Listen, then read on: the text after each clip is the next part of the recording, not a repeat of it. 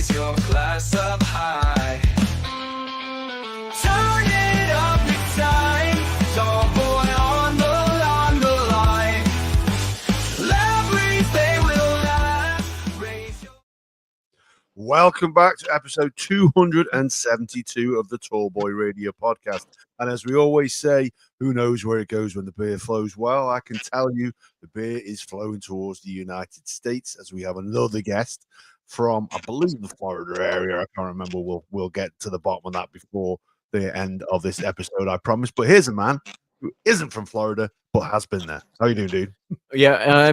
Evening all, evening the world. I'm good. Really good. Looking forward to a couple of weeks off. Obviously, it's Easter break over here, so a little bit of downtime from work. And yes, I have been to Florida. A couple of times, and it's fantastic. Would love to go back, but let's not talk about me. Let's talk about and give some time for our guest to introduce himself. So, Evan, if you want to sort of say your hellos and just give us a little bit of background to yourself.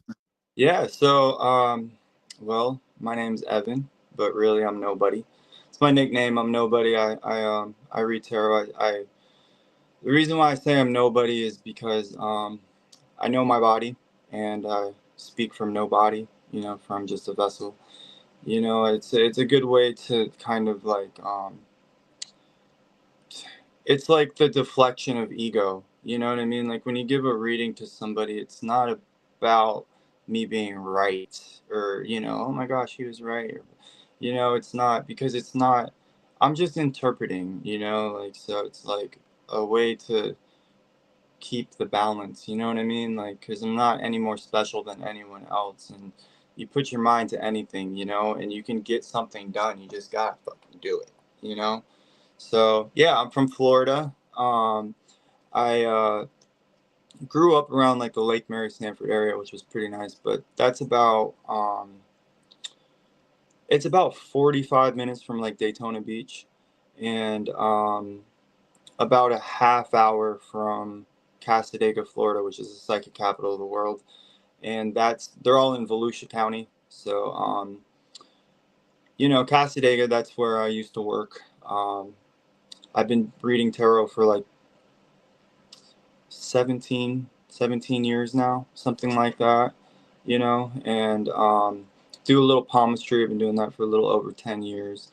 And yeah, man, the way that I came into this is kind of bizarre. I'm still trying to kind of put it all together, but I feel like you don't really run into, well, at least from, my experience, you don't run into that many young males who have been doing this like sincerely, and Yeah. genuinely. So I feel really honored, and it's hard, man. The fool's journey is hard. Like the path isn't set in stone, so it's like you really, it's almost like you're going against the grain of the normal society, and it makes me think like how, like, when we were growing up, it's like, we weren't allowed to sit too close to the television, and now these kids got these damn VR headsets on and shit, and it's like eventually, people are going to, like,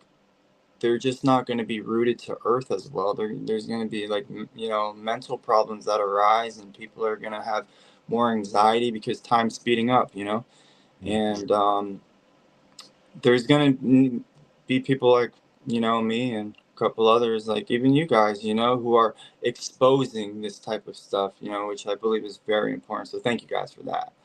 I'm also I just became a certified shaman in the Munakai tribe, which is it's a tribe from Peru. It's like the Cuero people. Well, they're the mountain people, but I'm more of like with the jungle. My next step's the medicine wheel. It's, shamanism is it's literally the oldest job.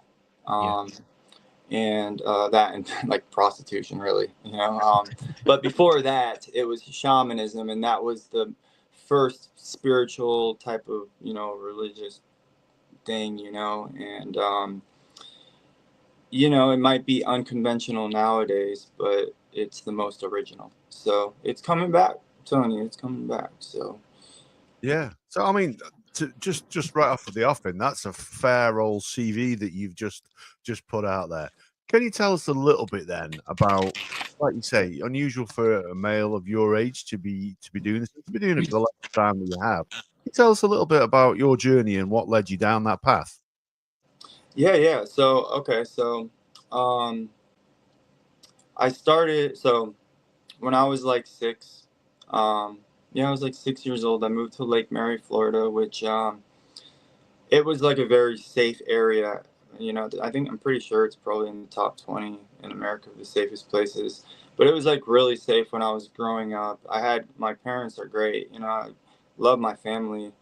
And, you know, my dad, he worked UPS full time, you know, from like 8 to 8. And then my mom, she was always out. She was working for a place called parts.com, whatever. But, you know, they were always gone. And so I had to kind of grow up. And there was this guy who lived about 6 houses down from me. And he had a son named Robert who was like a year younger than me. So Keith, he was the one who kind of, like the father, came up to me, inviting me to come over, you know, like rest in peace, Keith. Like, he was absolutely crazy. But I didn't know any better. And, you know, like literally, like the first day he invited me over to his house, he had this horror film on. I can't remember which horror film it was, but it was an older one, and you guys might know. I think it might have been Dawn of the Dead. It starts when there's you see these people, like these 3 people, and they're crucified. They're getting crucified, and then it like switches over to like somebody becoming possessed and starting vomiting. I can't remember. It might have been Dawn of the Dead or something like that.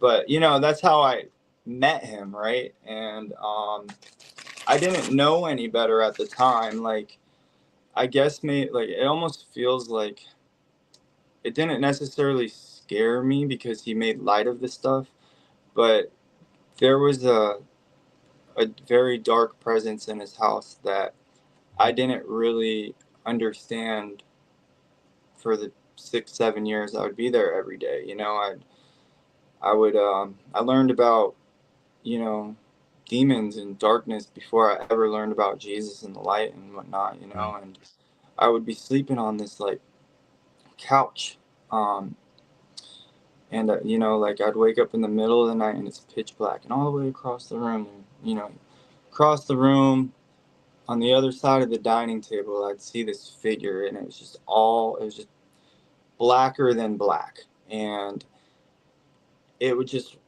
walk like right through the little counter, go in the kitchen, and like I could hear it moving around. And you know, like sometimes I would wake up and it'd be like right next to me, like looking at me.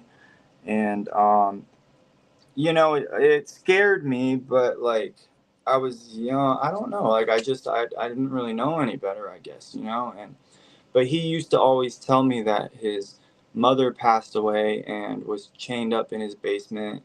And he would always say these crazy things. And like he was so crazy that he would literally like take a shit and then like write things on the mirror of his shit to mess with his wife, you know. Like he was crazy. Like, and when I was younger, I was always too afraid to go towards the bathroom because there was something dark over in that area.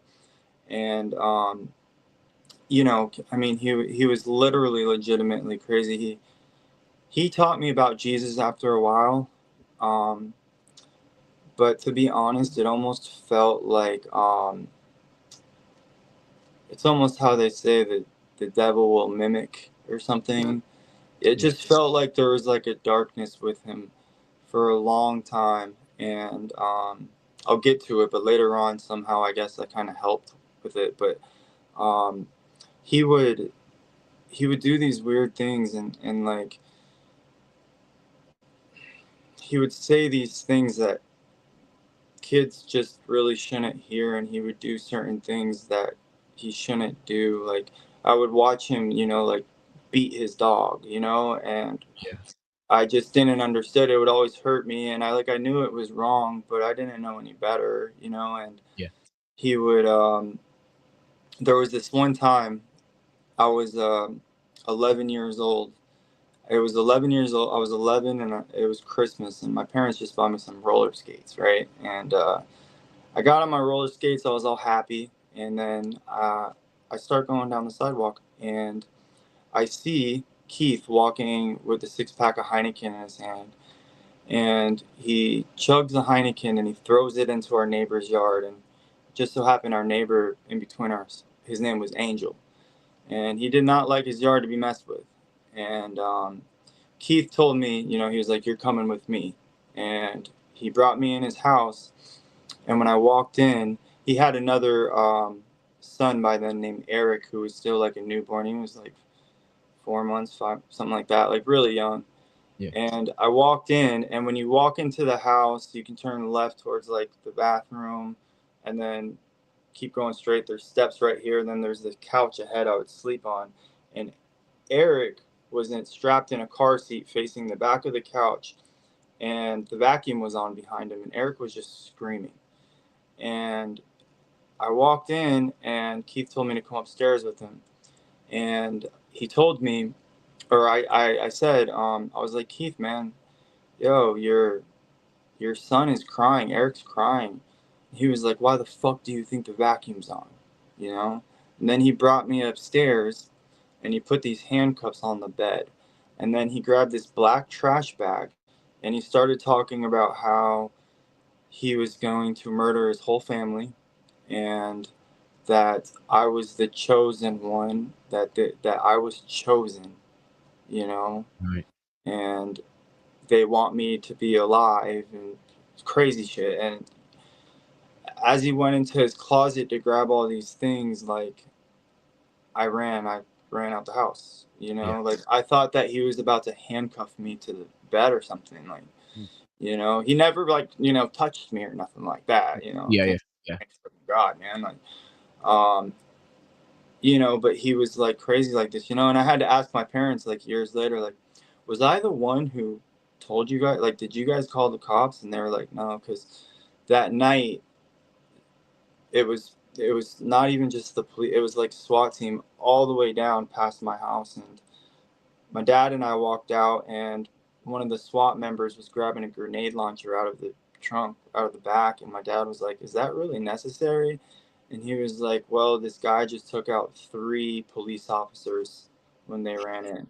And now Wow. he has a knife to Eric's throat, you know, newborn child, you know." And he was an ex-Green Beret, you know, so he looked like, if you know who Duke Nukem is, the old Yeah. video game, looked Yeah.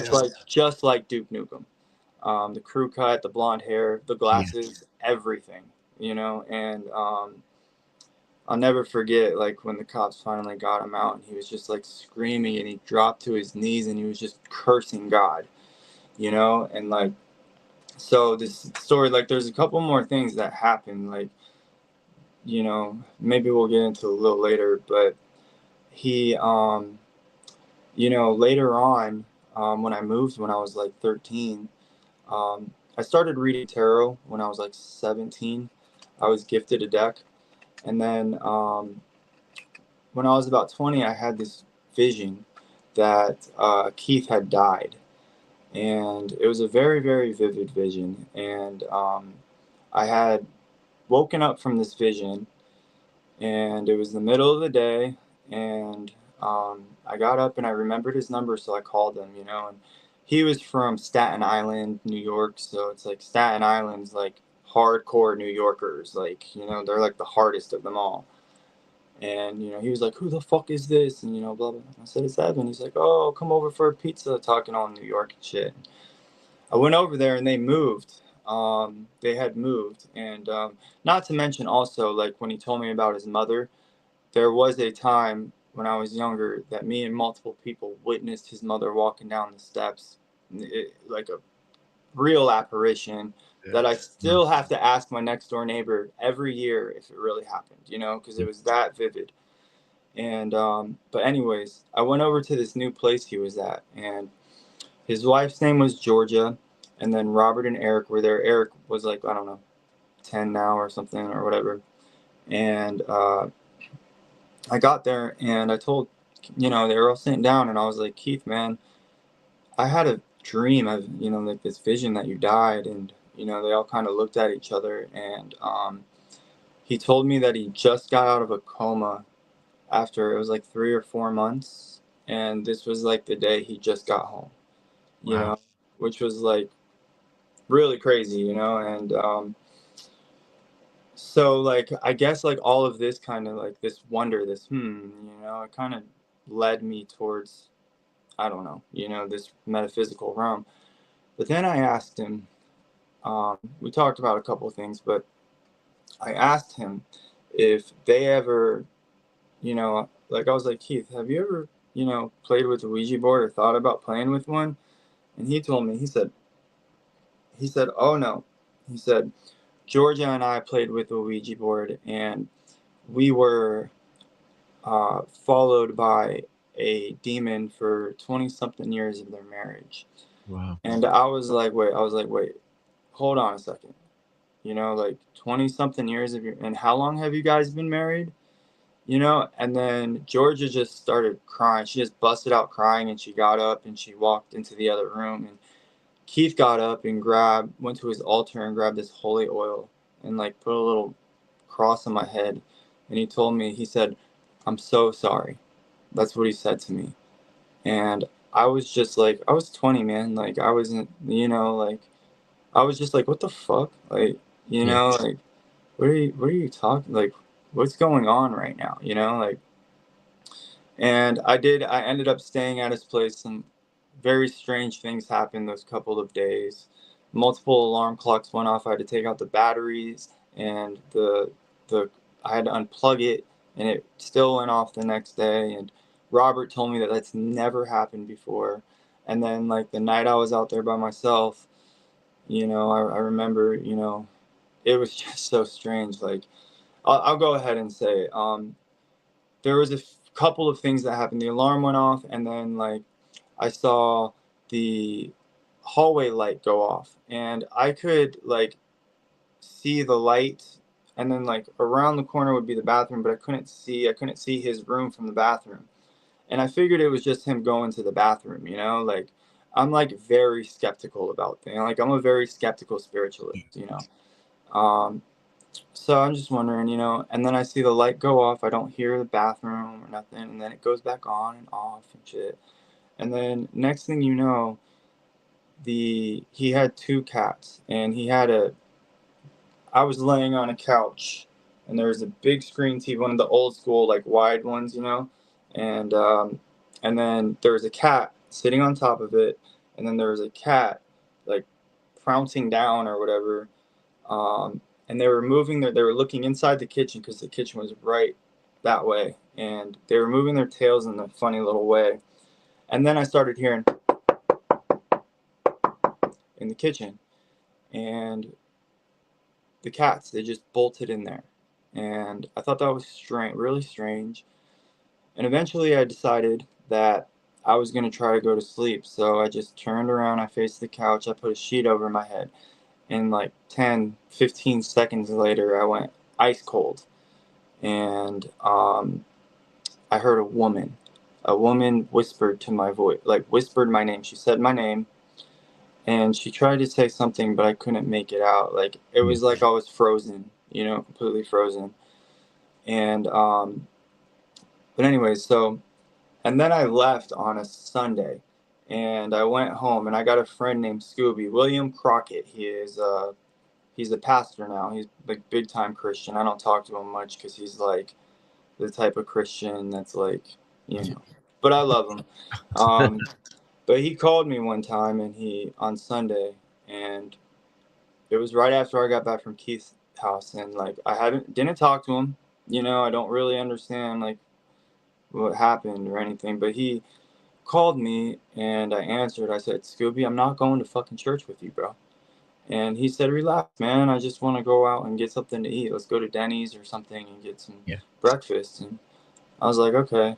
And he picked me up, and he brought me to church. He brought me to this all black church, and we walked in, and it was Shankivia Stafford. It was her grandmother, this old woman. And we walked in, and she looked up at us, and then she was like, "Kids, go ahead and play some gospel music." And then everybody else, you know, kind of just talk amongst yourself or read the Bible. And then she said, "Scooby, come with me, and you come with me." And I was like, "Me?"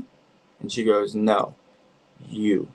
And like right when she said that, like my fucking heart dropped, man. And like that's when I started getting really scared, you know. And Yeah. then we went into this other room, and she pulled out this really, really old book. It was like a really old, like, I mean, it was like ripping apart. And she started speaking, I think it was in Latin or something.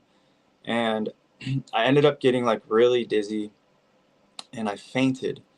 And as I was like coming to, I was hearing like, it was like these bells within my ear, like these chimes. And Scooby looked at me, and he was like, "Do you hear that?" And I was like, "Yeah, what is that?" And Pastor Johnson told us that those were the angels speaking in tongues, and we just received the gift of being able to, you know, hear the angels, you know, which the angels, the angles, you know, whichever way you want to look at it. It's like I try to look at it as a more, you know, geometrical kind of spiritual way, since, you know, the 4-letter word for God, YHWH, literally comes down to a tetragrammaton. That's what it means. It's sacred geometry, you Yeah. know. But after that day, I could hear. It's like I hear my. It's like I hear and I see my thoughts or something like that, you know. Yeah. Um, you know, and then a few months later after that is what happened to me, which, you know, I want to talk about, but somehow it ties together, you know. I ended up going to Casadega, which Casadega is something else, man. And you know, with Casadega, you know, like it's a vortex spot, you know, like it's the most, they say it's the most concentrated place with mediums and psychics and stuff, you know.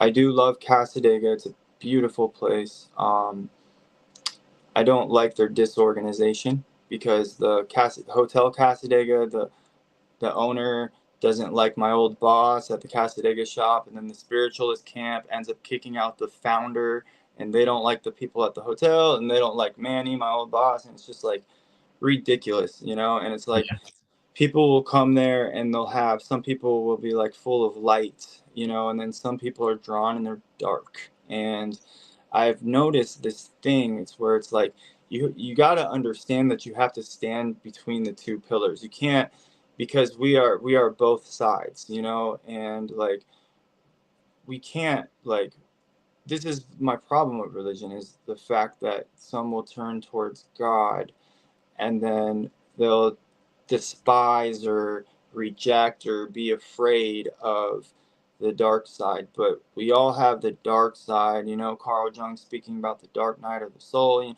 stuff like this. Like, it's important to understand that we stand in between these two pillars. It's like if you were to go and you have those moments, because life is a cycle, it's about patterns, and you're happy, you know, you're doing well and stuff, and then you want this to last forever.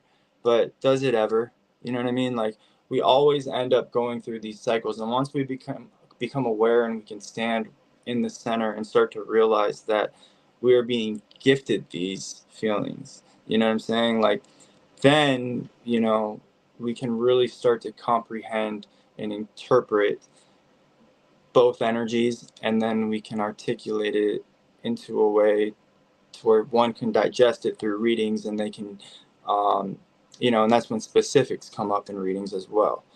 But I've noticed that a lot of people, they will turn a blind eye to the darkness that can be around over there. And you know, there's just certain places, I hate to say it, it reminds me of Jesus when he goes into the marketplace and he flips over tables, man. Like, or goes to the church, and, you know, because they turned it to a marketplace. It's just like, You know, I think it's essential for everybody to understand that when it comes to spirituality, like you always have to have a very logical, but also like it's a logical but skeptical approach. You have to be a little bit open and willing to understand certain things. Certain people may have barriers to break because they're a little too skeptical, but then also most people that read, I would say about I've been in this field so long, and I would say about like 98% of the people aren't as good as they say they are or aren't good at all. Yeah.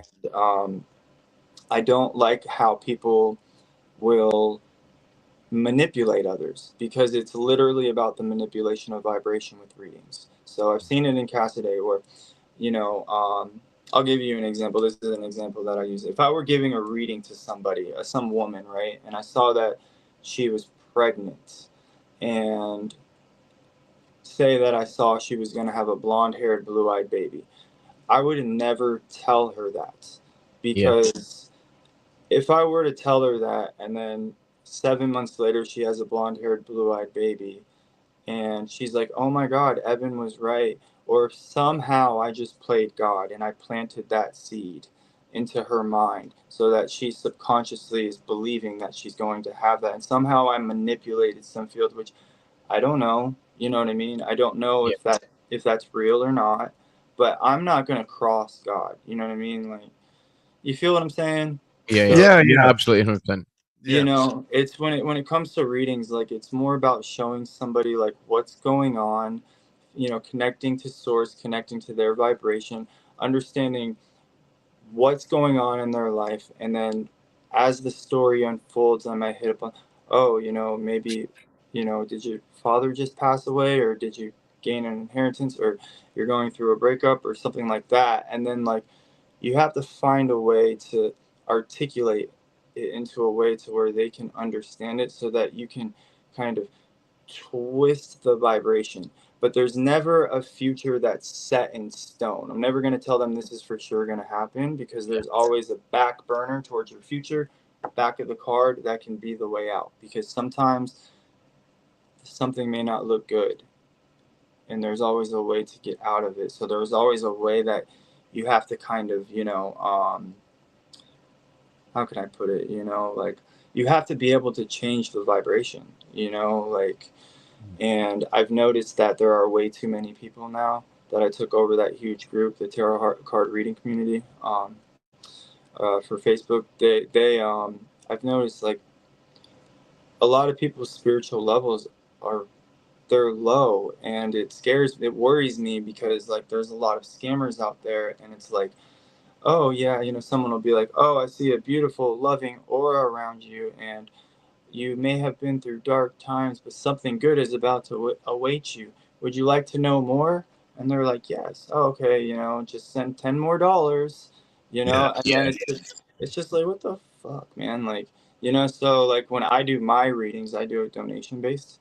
I don't want to hurt anyone's pockets, and I will go as long as need be because nothing's gonna stop. It's not about them. Like I make a living doing this, but like I'm not gonna disrespect God, man. Like it's not about the money. You know what I'm saying? Like I think that's the one things that I'd really like to like double down on is, you know, the fact that like, you know, this stuff should not there should be an exchange, you know, but like you people got to be very careful, you know. I'm telling you, there's just too many fakes, dude. Yeah. And it's yeah, bad, no doubt. So you know. just out of interest, then you talked about the being in between two pillars.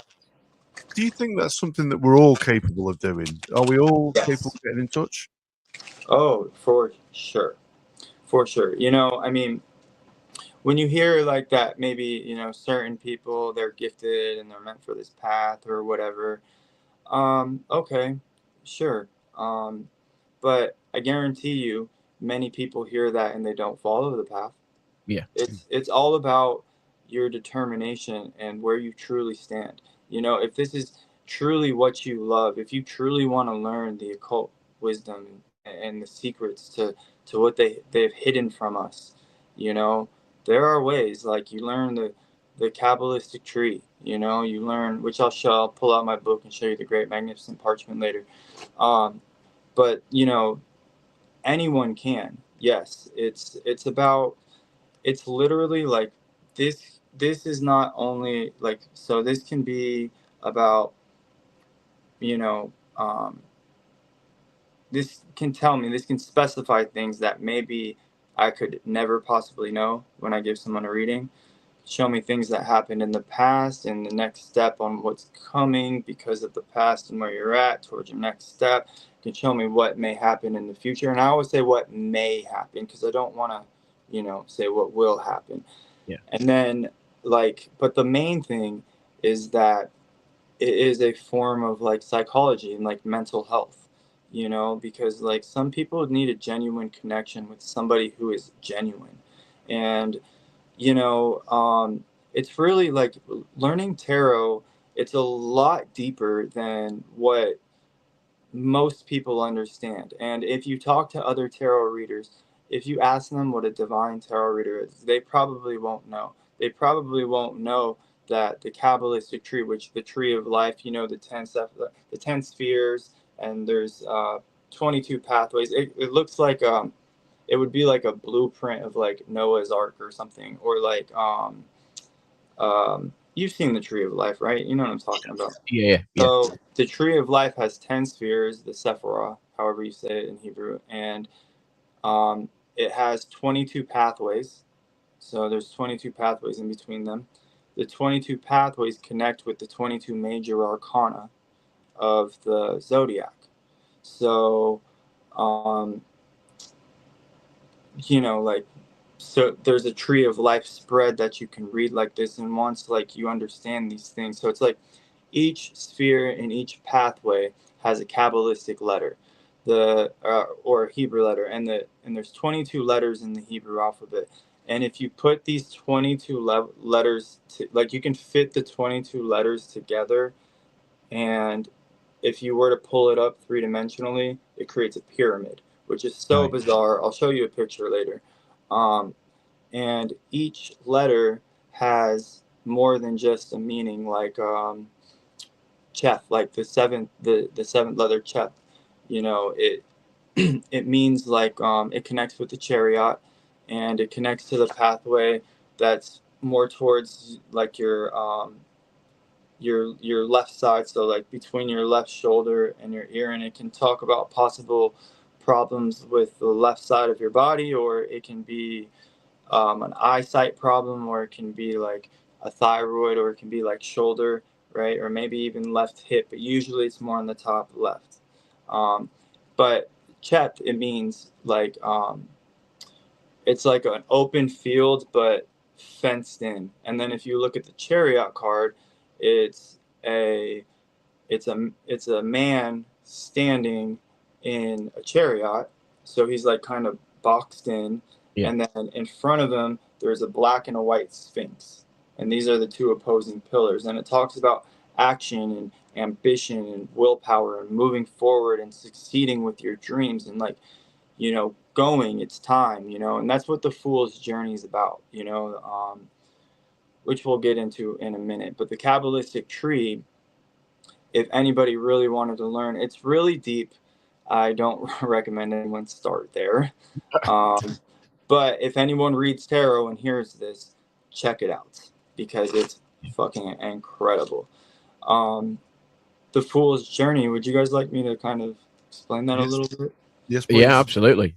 So, okay, so the Fool is the number 0.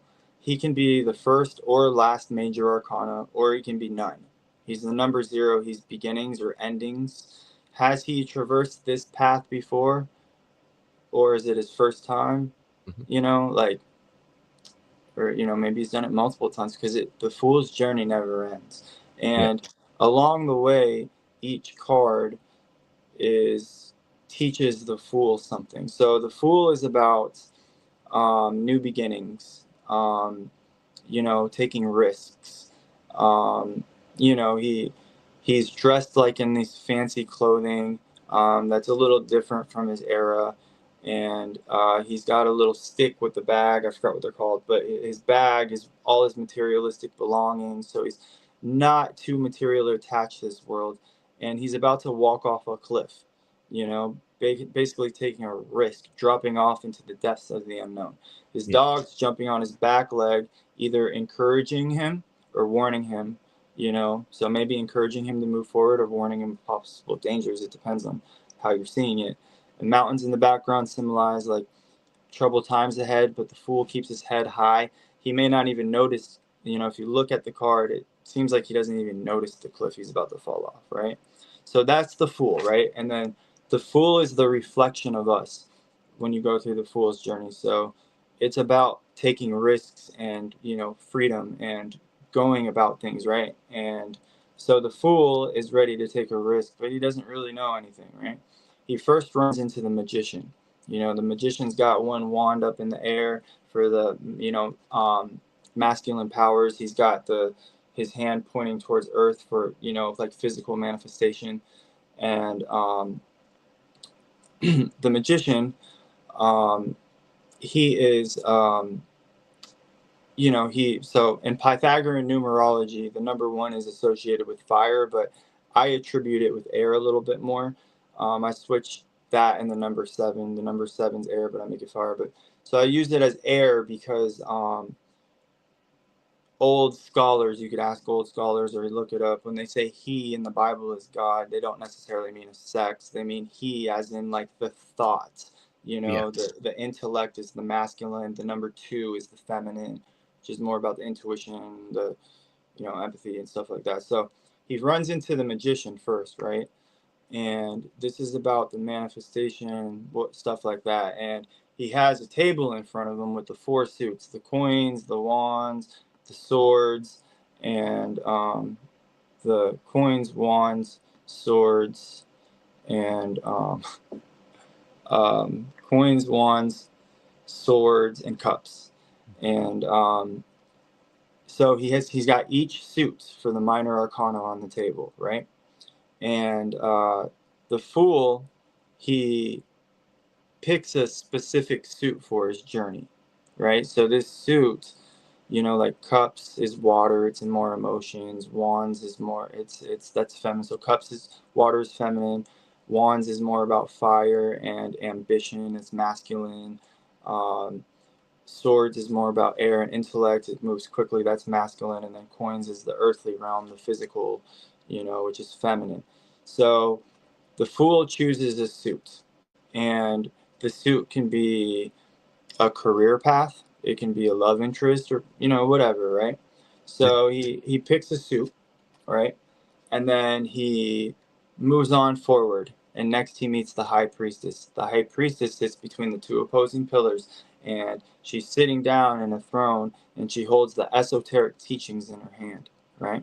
So the fool comes up to the high priestess, and now he knows what he wants to do. You know, maybe it's something simple. This guy wants to be a construction business owner or something, right?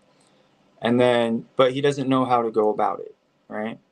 Well, the high priestess hands him the esoteric teachings, the old ancient scrolls to learn what you need to do next. You know what I'm saying? Yeah. Feel me? So then now, so you know what you want to do, but now you have to start to learn, to build your knowledge and your intuition. And then the number 3 is the creativity.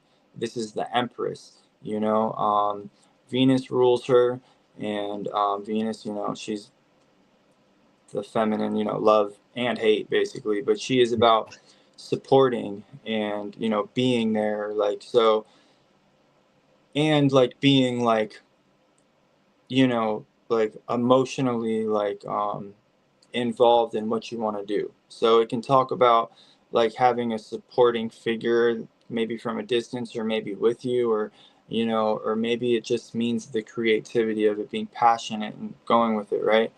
But then you run into the Emperor, number 4, the Empress's husband. Now the Emperor can be related to the Fool's mother. That's why there can be a supporting role in the Emperor, the father, right?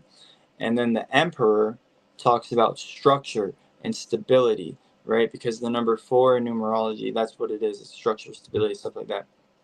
and he sits in his throne. He's got the 4 Aries, ram's heads. He's all about power, right? And he's got these 2 little creeks running down the side of his throne. And it says that he does have empathy, right? And he does care. And coming from the empress to the emperor, the lesson is now that you have to be able to straight up like direct your empathy proper. Like there needs to be a direction towards it. You know what I'm saying? Like you can't just like be open and happy and talk to just anyone and do this and do that. Like you have to have structure to it now. You know what I'm saying? And then, you know, so on and so forth, right? So you know, that's the fool's journey. And then if you were to, you know, basically, you know, if somebody were reading themselves, which by the way, I've never read myself in my life. I don't read myself. I don't get readings from people. It's just not how I do it. But I mean, for people to learn, I don't see why not. But like when you do a reading for yourself, or anyone else, anyone who is reading and does a reading for someone, you know, like we can always look at that person as the fool. So let's just say I was reading myself and I pulled the high priestess. Okay. That is where I'm at on the fool's journey. It's what I need to attain and understand. And you know what I'm saying? Yeah. Like, that's where you're at, you know, compared to maybe the 22nd one, which is the world, which is that of completions, right? Completions, but it always comes back around. It's never ending. It's like, you ever heard of the hero's journey with, you know, like Star Wars and stuff?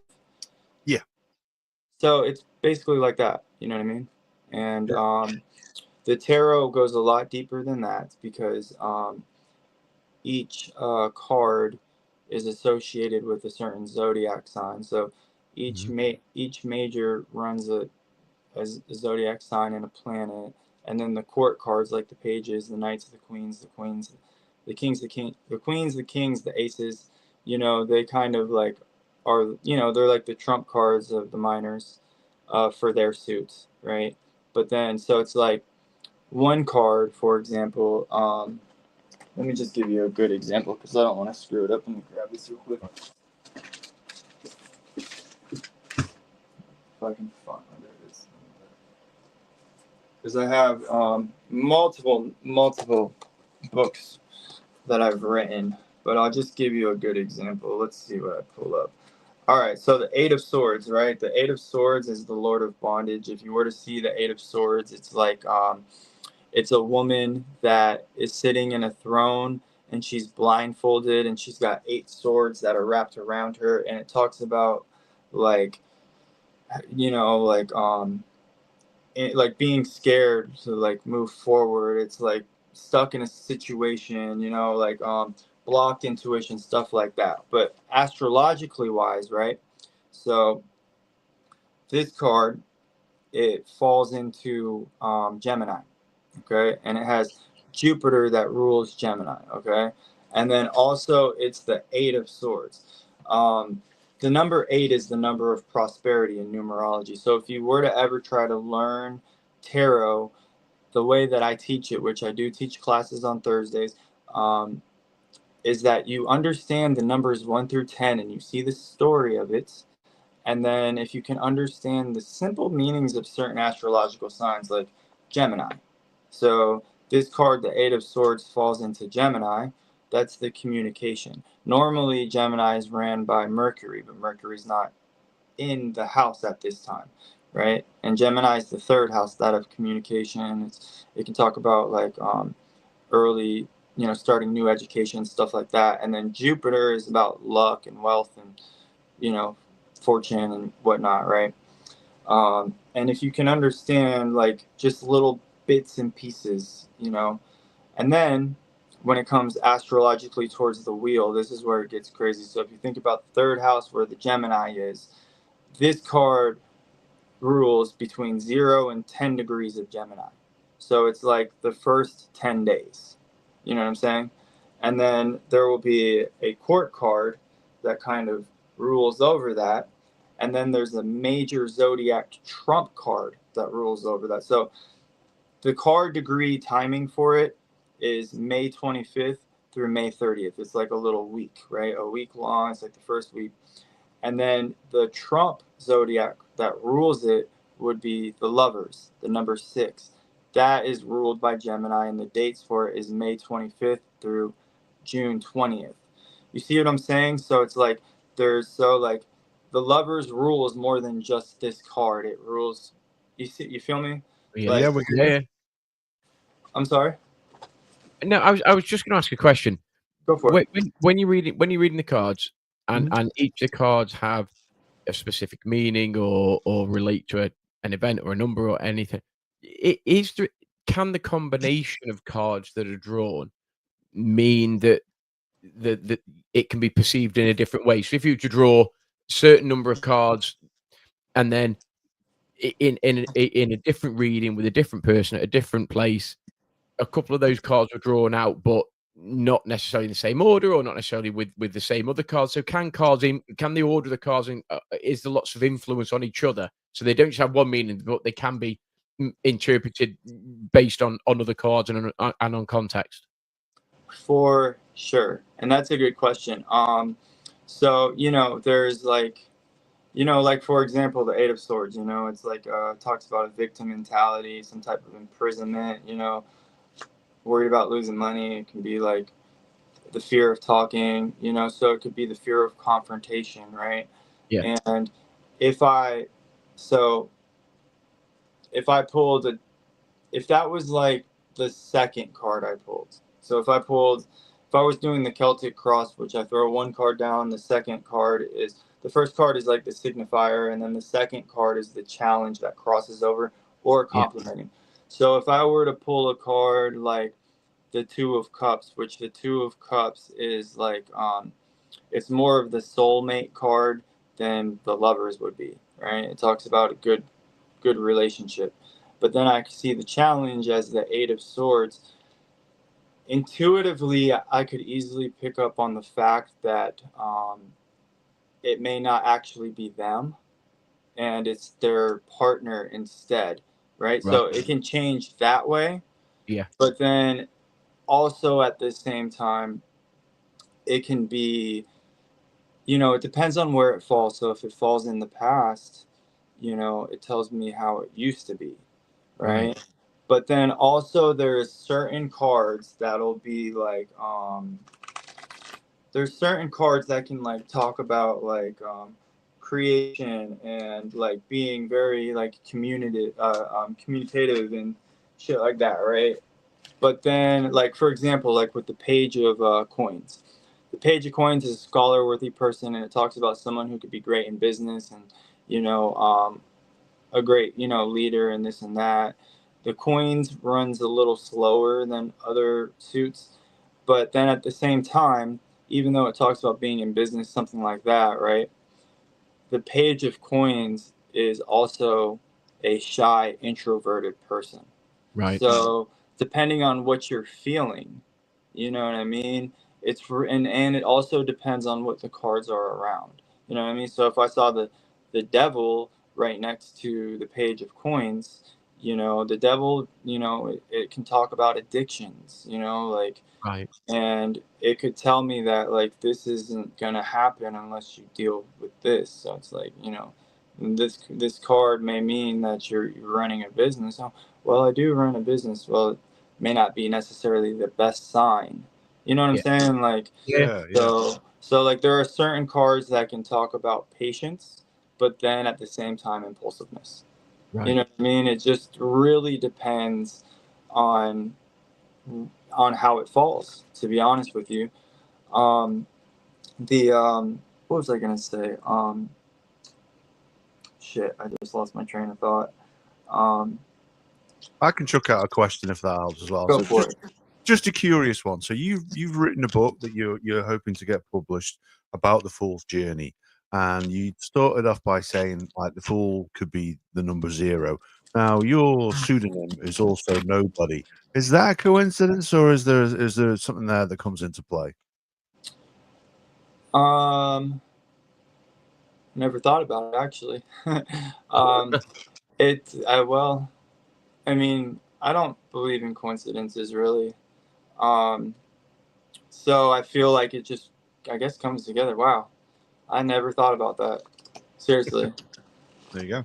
Well, there you go. You see, Yeah, that's awesome, dude. That's cool. Thanks, man. No problem. he's definitely going to use that now. Yeah, actually, I'll probably end up saying something about it.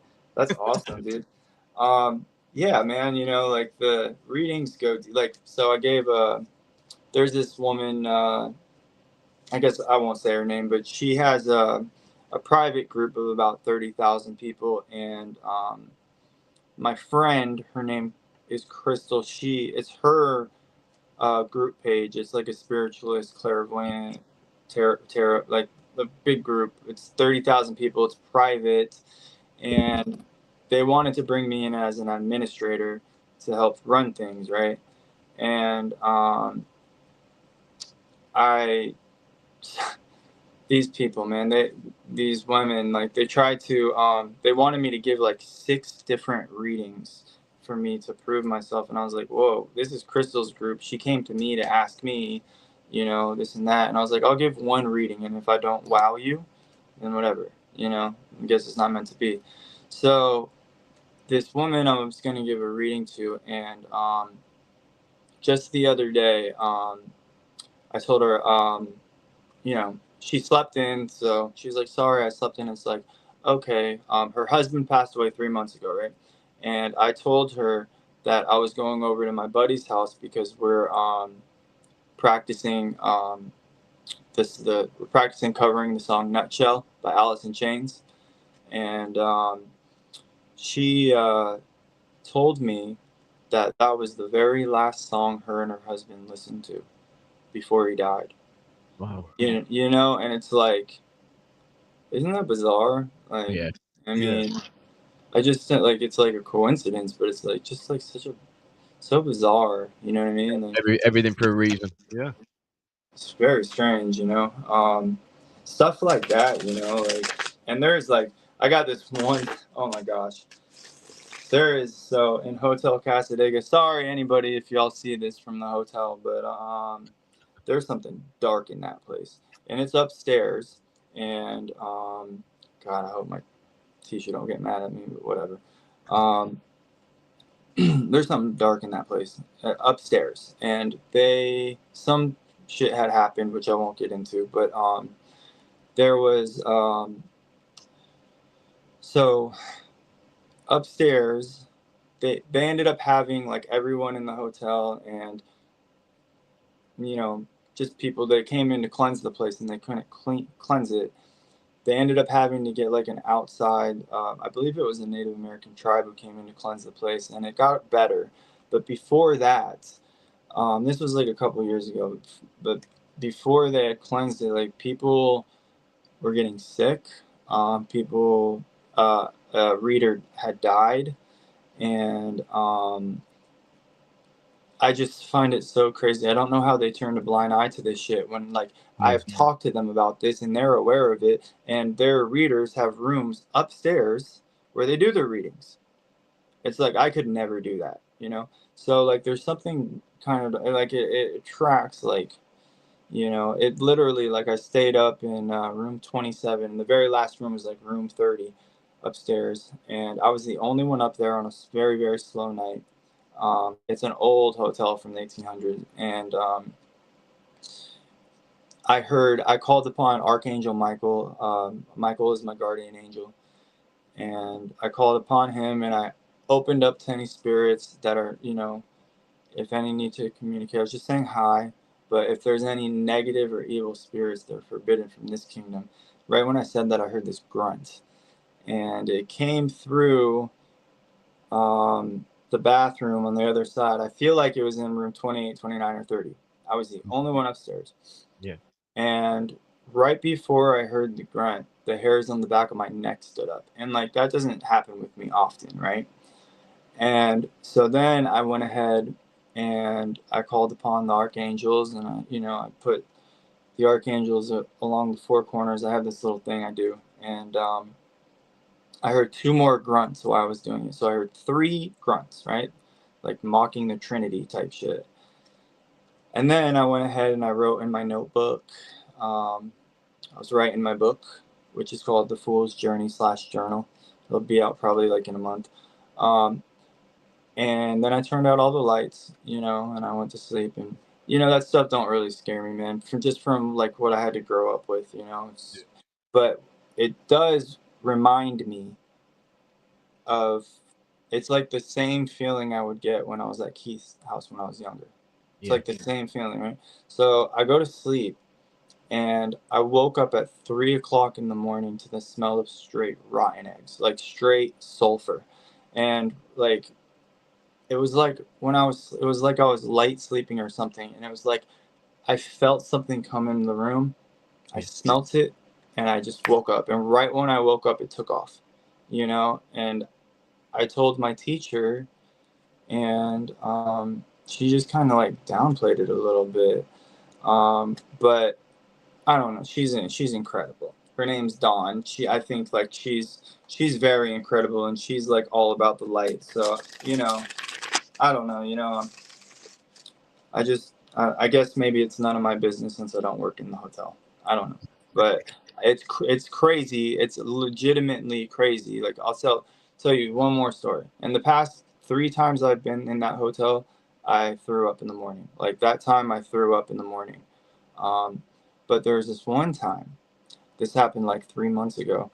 I was with, she's like my mentor. Her name's Lori May. Shout out to Lori May Alexander. She is incredible. She's like 72, I think, and she is awesome. She's a full-blown medium and a shaman. And she came to see me because I was going through my classes. And at midnight, we decided to go out, and like, I smoke cigarettes occasionally, not often, but sometimes. So we just went out to smoke a cigarette, and we were out there, and along Casadega Road, there was these 2 guys and this girl, and they were walking. And then they end up walking up the steps, and the girl goes, "Oh, it's his birthday." And I said, "Happy birthday." They tried to walk into the hotel, and I was like, no, you can't do that. This isn't that type of hotel, you know. And then I started talking to this guy named Shane. And it's funny, too. Right before we walked out of that room, for some reason, Lori May said, you know, Archangel Michael, you know, protects others as well, right? And I was like, well, of course, you know, like, but when Archangel Michael is your protector, that's like, you're basically like your only one, you know, because he's like above it all. And so then I started talking to this guy named Shane out there, and he had this beautiful cobalt blue aura about him. And I ended up reading him just accidentally, you know. And then his friend, right? Check this shit out. His friend goes in this little corner, and he's like peeking at me from the corner. And I turn over and I look at him, and he stands up tall, and he goes, "There's an attachment." And I go, "I know, man, I see." And then he sat down in this white rocking chair, put his hands in his face, and he just starts rocking back and forth, back and forth. And I just ignore it. I continue to, you know, talk to his friend, because I don't try to entertain that shit. And after a few minutes, I went over to the table all 3 of them were sitting at. They were talking about something different. And then dude turns around and looks at me, and he says, "There's an attachment." He said, this is what he told me, right? He told me that there was this .22 caliber rifle. It was the first gun he ever shot. It was his grandfather's gun. His grandfather was a serial killer. Wow. His grandfather killed himself with that gun, and then his uncle got that gun and killed himself with it.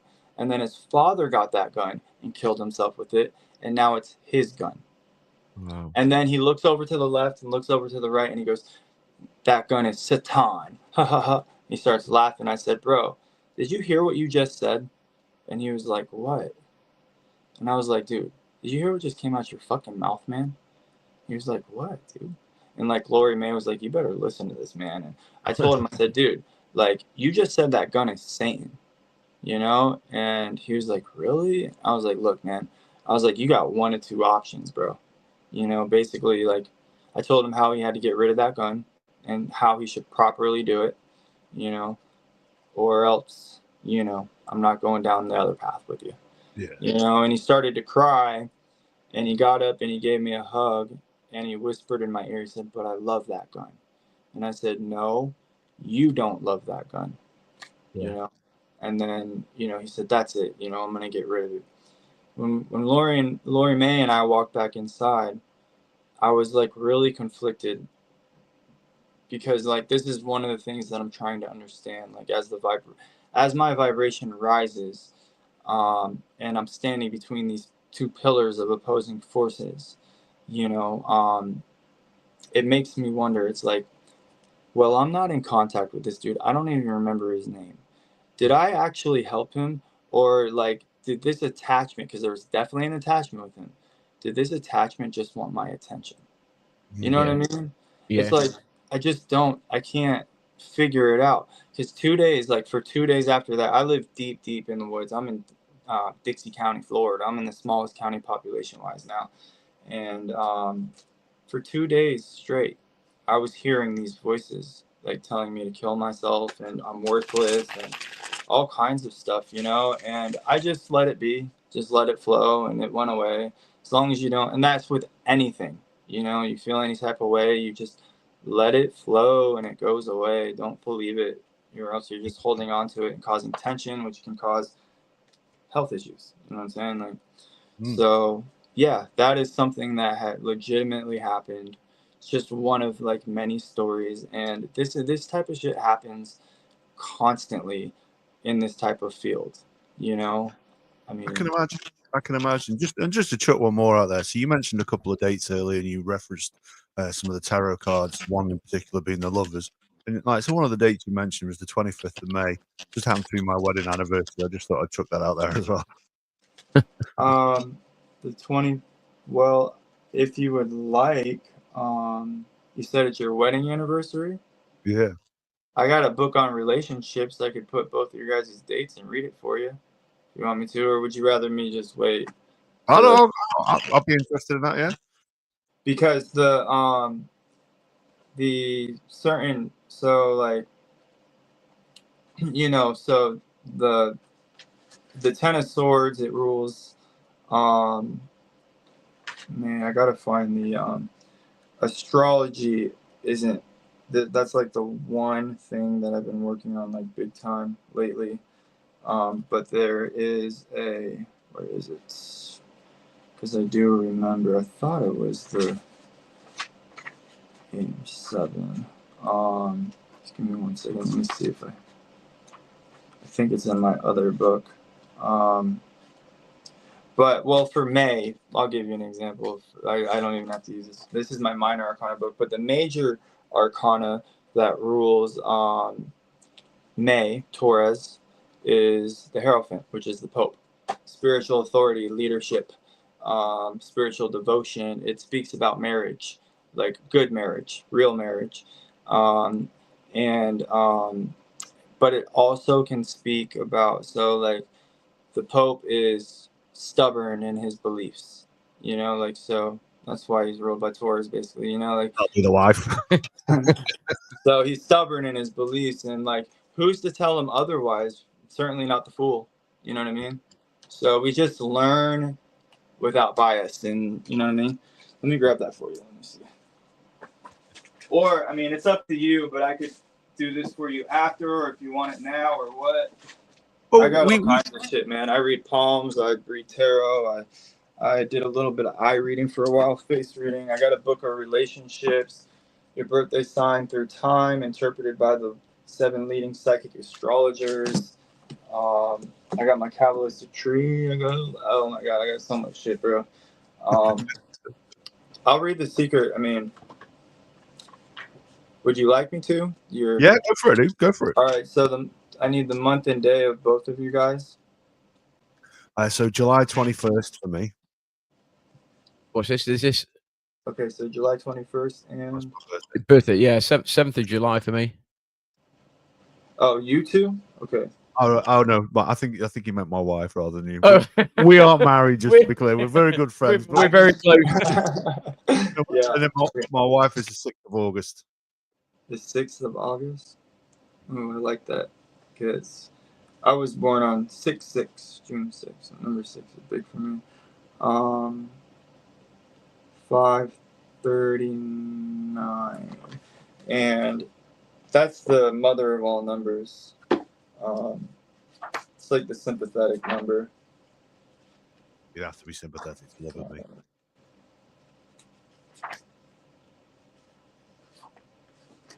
539. You said August what? August 6th. 6. Okay, so it's July 19th through 25th, and August 3 through 10.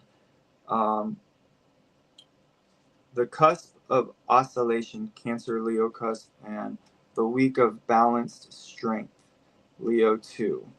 Your strengths: supported, stimulating, reliable. Your weaknesses: withdrawn, rejected, unsympathetic.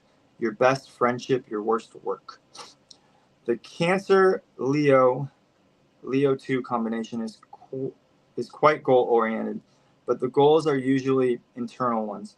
That is, they are goals for the relationship itself. This is often a fairly private affair, then with quite closeted aims. Yet, oddly enough, as a couple, these two will seem larger than life. It's just that no one will be able to see exactly what they hope to accomplish until they see it themselves. While Cancer Leos will bring verve and excitement to the pairing, they may also come to depend heavily on the steadfastness,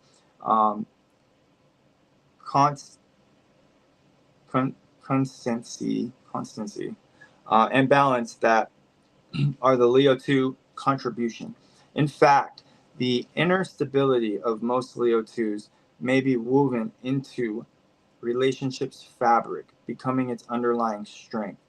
Problems will arise then should Leo 2s go through a depression. If their self-confidence is undermined, they can go into a slump and disintegrate before the horrified eyes of the dependent Cancer Leo participant. Love affairs here can be intense, full of excitement and romantic moments. This energy level will be hard to sustain. Cancer Leos periodically need to withdraw into themselves, which can make Leo 2s feel rejected, withdraw in turn, and show signs of hurt or even paranoia. The daily routine of married life will provide Cancer Leos with a more objective base of stability and structure that will help them balance. Will help keep them balanced. Leo 2s are intensely loyal and devoted, further supporting the relationship stability. Sibling relationships, blah blah blah. In addition, at work. You guys don't work together, do you? No. No. No, me and Kim, I think he means. All right, just say not me and you, Yeah, dude. yeah, okay. No, So no, this is just about siblings and work right Well, here. that is how we met. The advice is find other things to believe in besides each other. Establish a solid basis in practical activity. When working together, try to compromise. So it actually sounds like it's pretty good. How's your relationship going? I'd say so. I'd say so. We've been together 20 years and married 10, so I guess we're doing okay. Yeah, nice, man. That's cool. Yeah, Cool. I'm more than happy anytime, you guys, like, if y'all ever want to know anything, just hit me up. No, I appreciate that. I'll get the wife to listen back to that and she can tell me the bits that are my fault and the bits that she does well. Yeah. What about you, man? Are you married? I am married, yeah. Yeah, my birthday is 7th of July. My wife's is the 26th of July. Okay. 7th and 26th.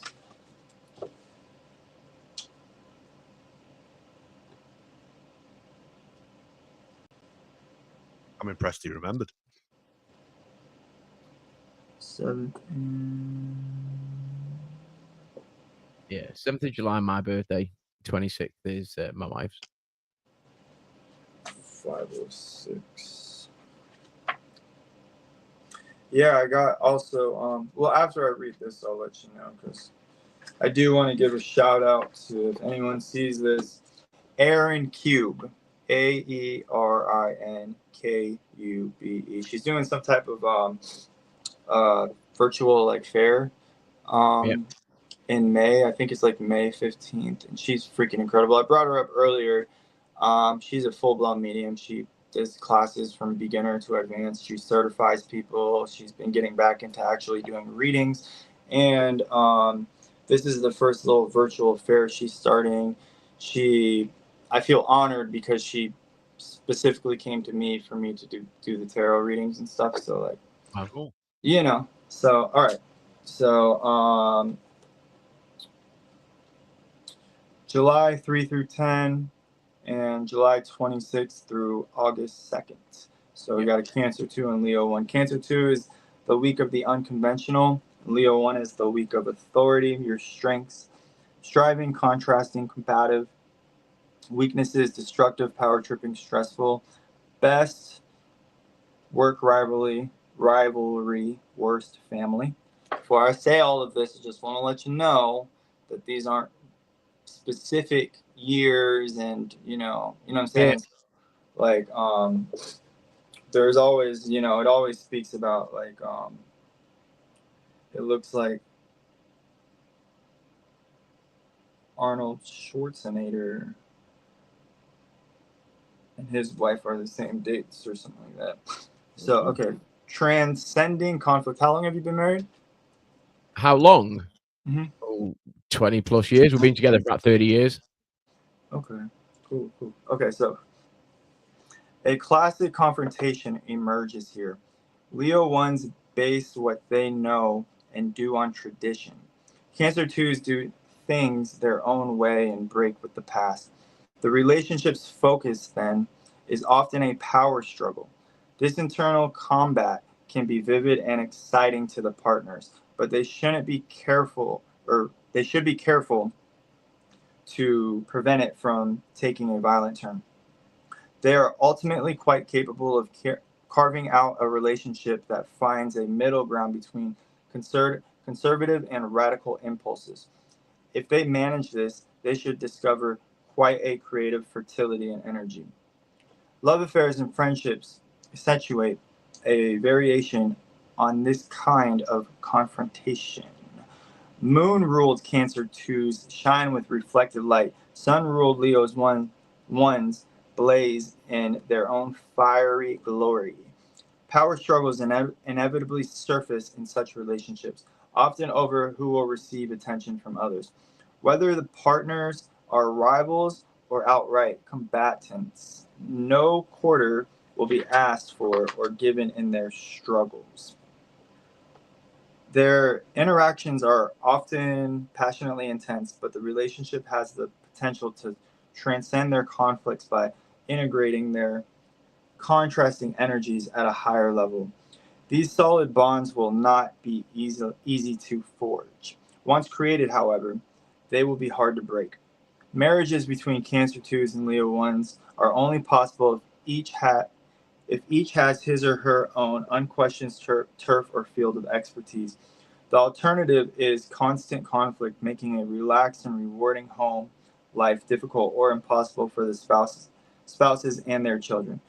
In family matchups, especially between parents and children, our understanding will have shown on both sides to avoid power struggles, blah, blah, blah. Working relationships tend to be more successful, or at least more comfortable at the executive level, where you guys basically complement each other. It says, let's see, the most exciting and even productive relationships, however, may well be intense rivalries, which bring out both the best and the worst in Cancer 2s and Leo 1s, whether they work for the same organization or for competitors. That's actually a good thing, because if you guys actually really love each other, then like the good will always outweigh the bad, and those types of like conflicting things that happen always can probably manage to blossom into something good.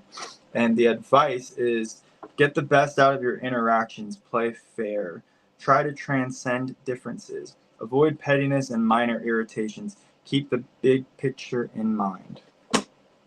Brilliant. I don't know if that kind of vibes with you guys or not, but Wow. Oh, vibes a lot, man. As an outside observer, I can tell you a lot of that did resonate. Yeah. Yeah, absolutely, pal. yeah, that's awesome, man. No, Yeah, I was man. interested. That was interesting. Yeah, definitely. Appreciate that. Thank you for taking the time to do that. Yeah, with us. absolutely. I really Yeah. appreciate it. Really Yeah, appreciate it. anytime. I wasn't sure if I should have, done it before or after. You know what I mean? But No. Hey, no. I'm absolutely cool with that. Yeah, it'd be interesting for our listeners. I believe that. have you guys So do you guys interview like people from all different fields, or is it like Yeah. Yeah, it literally can be any field. Like, so last week we had a lady on who had a group where she was sharing information about missing and murdered women, mainly across the United States.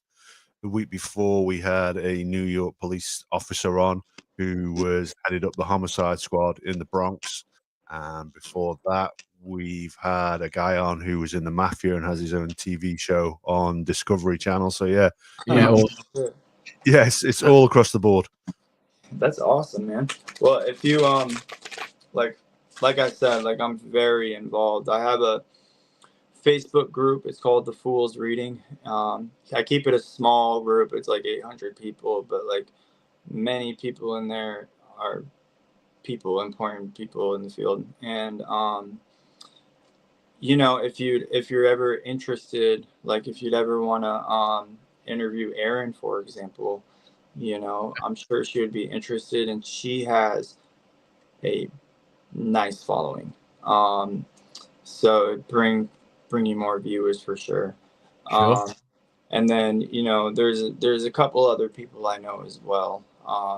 That you'd probably be like, I know like Irene. She's a professional ghost hunter. Yeah. Yeah, cool.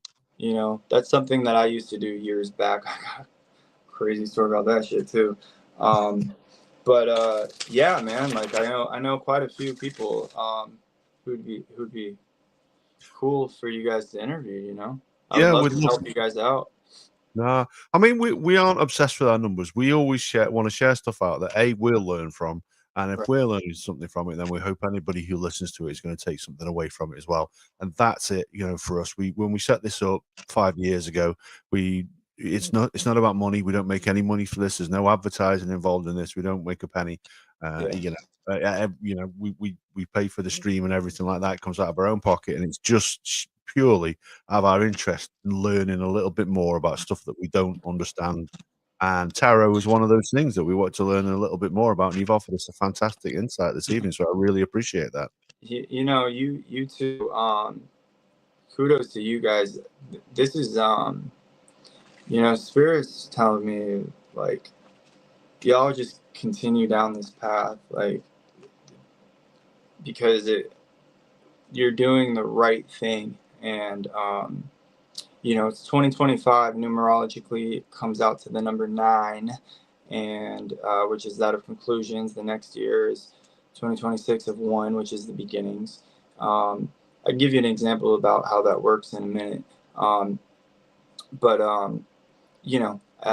Everyone's got a life path number and shit like that. And what you guys are doing right now, and the way that you're going about it, and the way that you're doing it to kind of it's almost like you guys are going to like the dark, the hidden corners of the world, you know what I mean? And like it's building knowledge and wisdom, and it opens the eyes for things that happen. And you keep doing it, because like it could become a job eventually. If you do, I'm telling you it will. Especially if you guys keep grinding this year, I'm telling you. We will. We keep enjoying it, and as Adam said, it's about myself and Adam reaching out to people, learning new things. We would never, 5 years ago, whenever we set out on this harebrained scheme of doing a podcast, we would never have expected to be talking to, you know, a tarot reader from Florida or an NYPD homicide detective, etc. You know, so you know, we've reached out to corners of the world. You know, we're listened to in over 70 countries. You know, it's the journey that we're on, and we keep doing it because we love it. And on the Tuesday night, it's a little bit of escapism. We thoroughly enjoy meeting new people and talking about new experiences and learning really about their journey and their life and their experiences. And as Adam said, we don't make a penny of it. We don't, you know, we don't do it for that reason. If nobody listened, we would still do it because the guests that we have on, we just we genuinely enjoy doing what we do. Right. And that's where we're at, isn't it? Really, 100%. Yeah. That's pretty honorable, man. So how do you guys so obviously you guys are very open-minded. Have you how do you guys feel about like spirituality, religion, you know, just in general, like, you know? I mean, for myself, I believe in a higher power. I don't subscribe to any specific religion. I'm a universalist minister because I believe that there is something out there that is that we can, whether we tap into it or not, that we aren't. I don't believe for one second that we came from monkeys. I believe that we were put here for whatever purpose I can't begin to understand. So I believe in all that. I also believe that there is things out there that is beyond our comprehension. You know, the fact that the stuff that you've experienced cannot be explained. The stuff that I've experienced, I can't explain. The stuff that Gaz has experienced, he shared the stories with me that he can't explain. Also, I know there is something out there that is a greater power than us that we have no understanding of whatsoever, that some people can interpret and can tap into, and some people like us just witness it from afar and hope to just learn from it. But yeah, I totally believe in a greater power that I can't comprehend. Well, I mean, everybody does play a role, and you guys are definitely playing your role, you know. It's like you guys are doing exactly what you're supposed to. I actually I have this like little like weird like theory. Like I can try to explain it to you if you'd like me to. Yes, sure. So and after maybe I'll tell you about you guys know about the Anunnaki a little bit, the story of the Anunnaki at all? not sure. Don't think so. No? No. Oh, Lord, Don't think Lord, so. Lord. Okay. Yeah, well, that's a good one. I'll go ahead and I'll talk about the Anunnaki real quick. So, the Anunnaki are supposed to be basically like our gods, and there is so it comes from ancient Sumer, the Sumerians, and we found long time ago we found these clay tablets, and the tablets had it's called cuneiform or whatever. It literally looks like coding for a computer or something like that. And a guy named Zachariah Sitchin, he ended up like interpreting it, and a couple others. But the story is that there is another planet that revolves around the sun, and it's called Nibiru. Now, some people say that Nibiru is actually another solar system or something like that, but I feel like it's a planet, and it makes me think too, because so it's supposed to be going around like this, right? And then we have our planets that go around like this, and then we have Pluto that goes on an elliptical. And when I think about it from like a macrospective view, it makes me think of like an atom, like the shape of an atom, you know? Yeah. And I just find that strange, right? But so they're supposed to, planet Nibiru is supposed to come around every 3,600 years. And the last time they came back around, or maybe it wasn't the last time, 3,600, I believe, maybe it's 36,000. I think it's 3,600. But they came to Earth to mine gold. when they got closer to the sun, they came to Earth to mine gold. And it was like Enlil and Enki, and there's a couple others. There were the names, right, of the Anunnaki. And they so they came here and they started mining gold, but they started getting tired of doing it themselves. So they ended up creating a hybrid race from like hominins from Earth with their own DNA.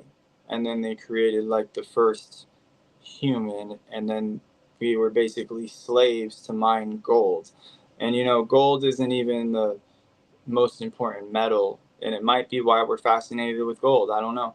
But what they were doing is like they wanted to collect gold so that they could break it up and put particles into their atmosphere of Nibiru so that Nibiru would stay warmer as it got further away. And it's strange enough, you know, Bill Gates, you know, was talking about this not long ago about putting gold particles in the atmosphere, right? So, and then, you know, basically like we were like, we had lifespans as long as them, and you know, we had like certain abilities and whatever.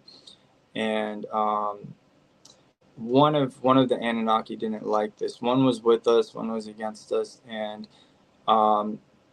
they ended up causing this great catastrophe.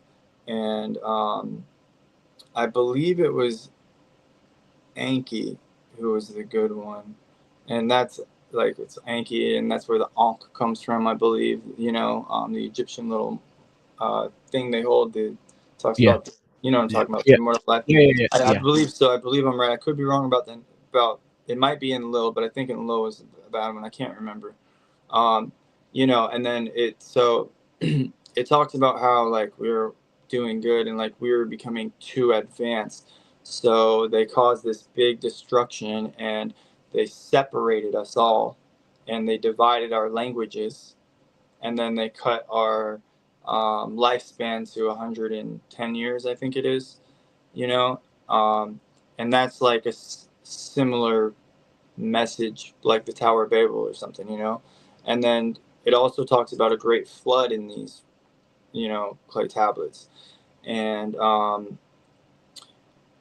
basically we were, you know, if this is true, we were genetically modified by these races. And you know, you'll see I don't know if you've ever seen like hieroglyphic depictions of like a half fish half man god, you know.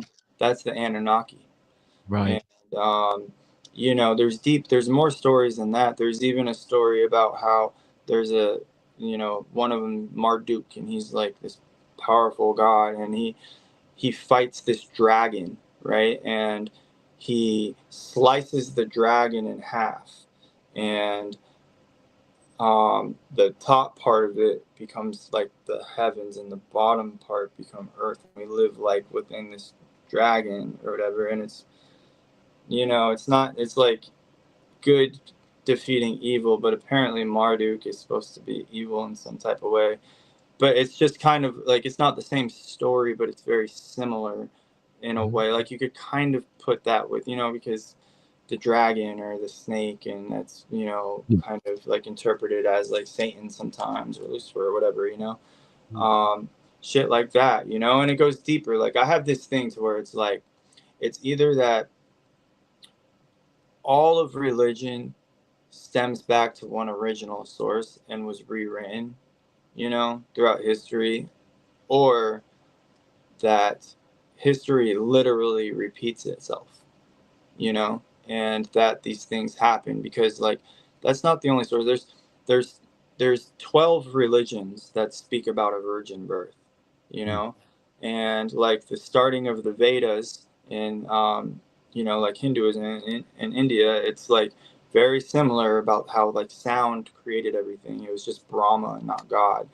And you know, and then like with the Egyptians, with like the story of Horus and Osiris and Isis, and then Set, Osiris's evil brother, you know, and Set ends up cutting up Osiris into pieces, right? And Osiris was originally the god of like the underworld, right? And then he gets cut up into pieces, and every body part, every limb is basically where a city is over there, Yeah. right? Yeah. And what happened is that Isis went and gathered all of his limbs and brought him into the Great Pyramid, and did this magical ritual to bring him back from the dead, right? It's like bring him back, right?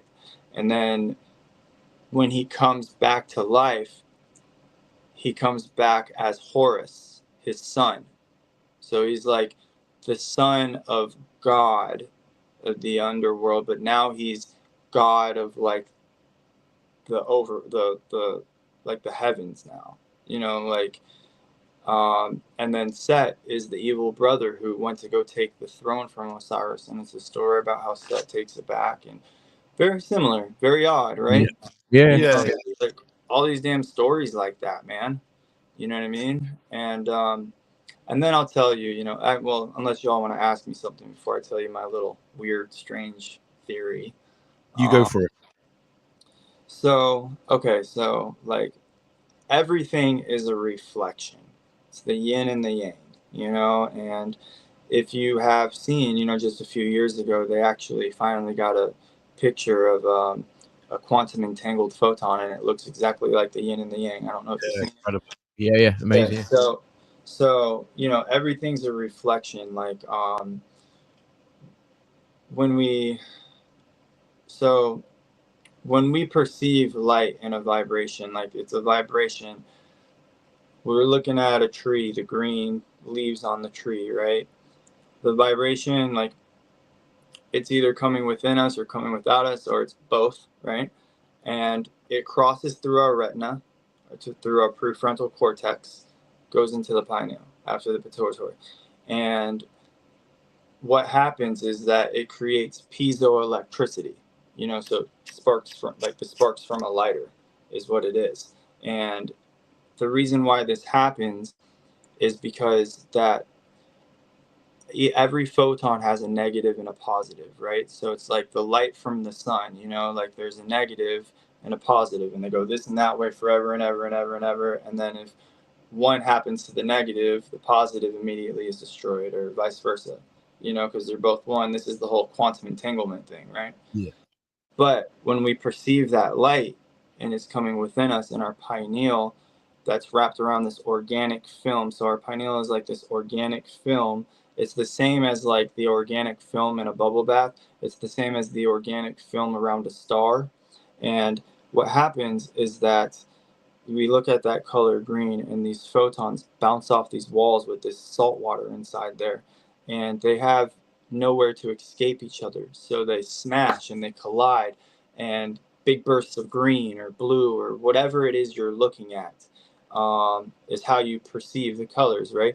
But then it's also at the same time, the vibration is also sacred geometrically. Like there's certain angles or angels to it, so when you look at that color, it's creating a geometrical pattern also in the mind, and the way that it explodes to create that color. You know what I mean? Like you can see it in old cathedrals with the windows and stuff with the organ, and like they have the window with these shapes and color. It's like there's a reason to it, because they're literally like mimicking they're literally like drawing the sound of and the color of what you're hearing, right?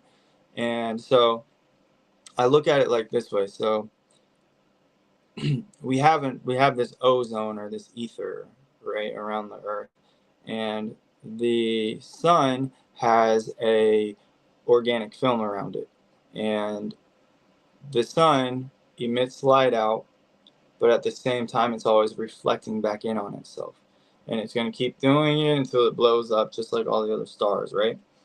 And so it reflects off, comes back in, it comes down to our earth, right?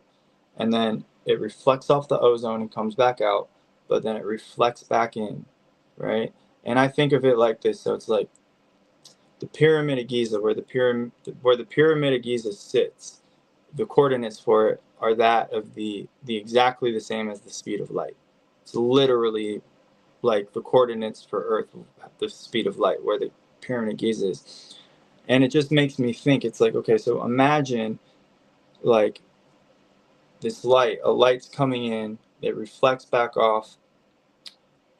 We'll get to that in a minute, but it comes back in, say it hits the ground in a specific spot. Maybe it's where the pyramid is first. I don't know, right?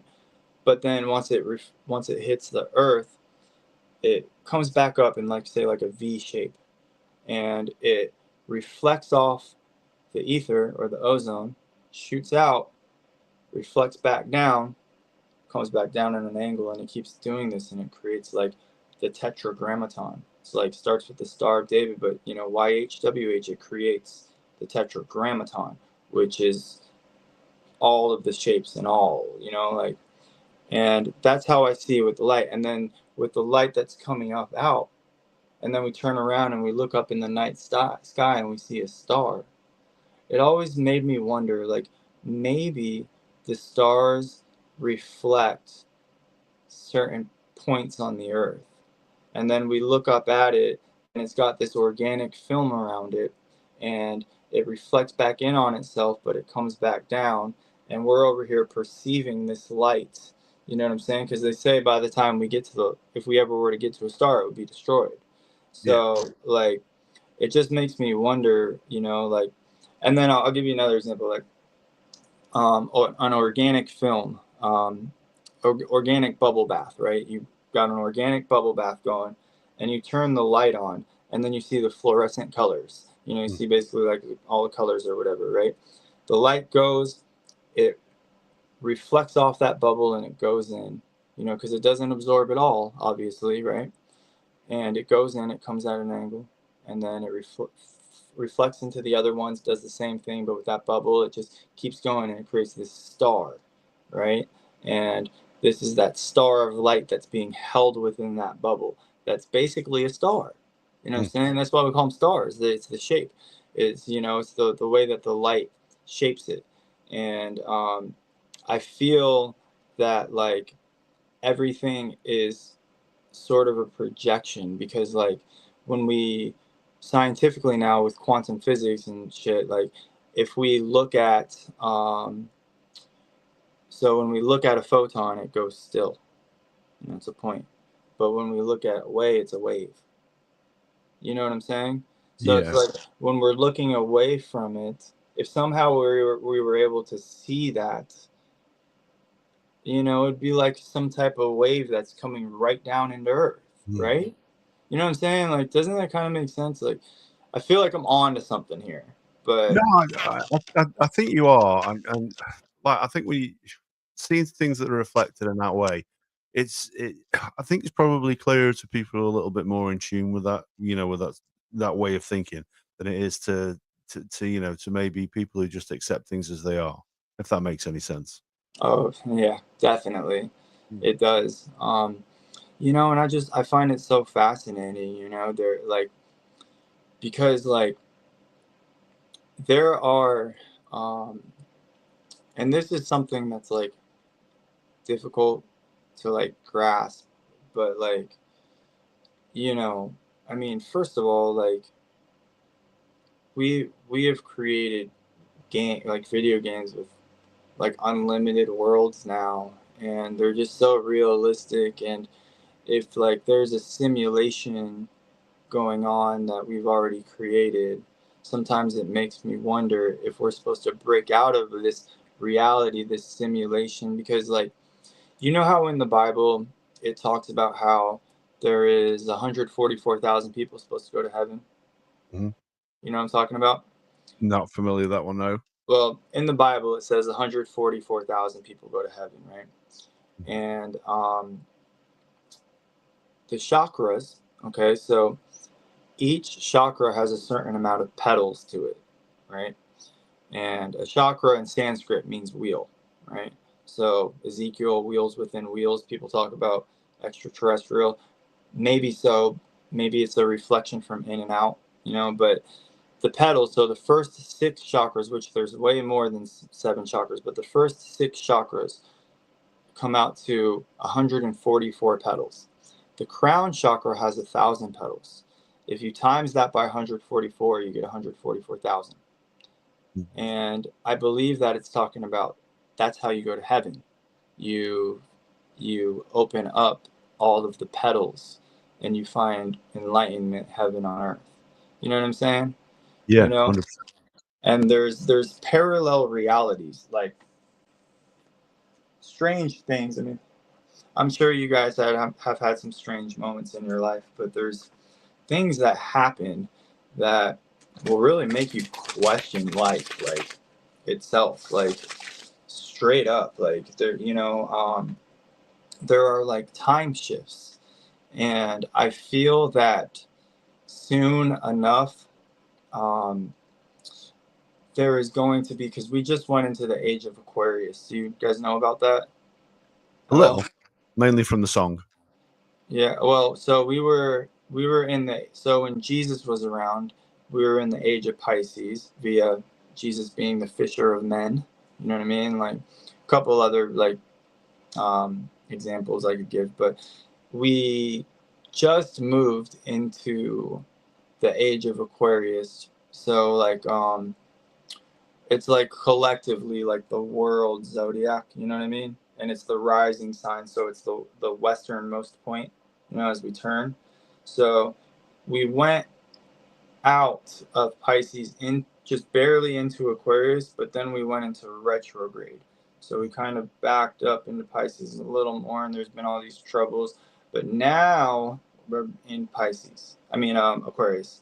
And Aquarius is the golden age. This is the age, you know, we're back in the Aquarius age. This was the golden age, back when, you know, the Egyptian, like back when ancient Kemet, when it was Kemet, not Egypt, you know, and back with like the Lutherians and the other names, the Atlanteans and stuff like that. But now I feel like there's about to be this time shift to where like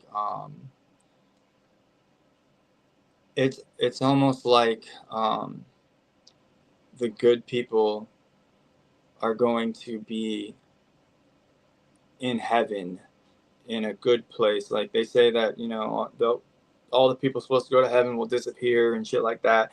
I don't think it's necessarily like disappearing, but I think there's going to be a timeline shift to where everybody who like is genuinely good and trying to do the right thing is going to be gifted, and things are going to flip on their fucking head.